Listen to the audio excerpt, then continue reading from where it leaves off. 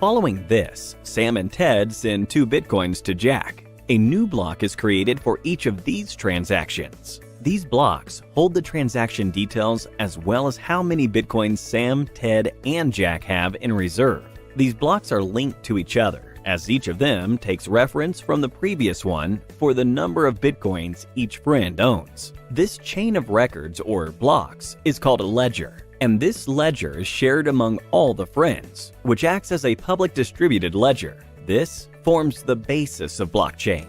So, what happens when Phil has only 1 Bitcoin left, and he tries to send 2 more Bitcoins to Jack? The transaction will not go through. This is because all his friends have copies of the ledger, and it's clear that Phil has only 1 Bitcoin left. His friends will flag this transaction as invalid. A hacker will not be able to alter the data in the blockchain because each user has a copy of the ledger. The data within the blocks are encrypted by complex algorithms. All of this is made possible with the help of blockchain technology. Blockchain can be described as a collection of records linked with each other, strongly resistant to alteration, and protected using cryptography.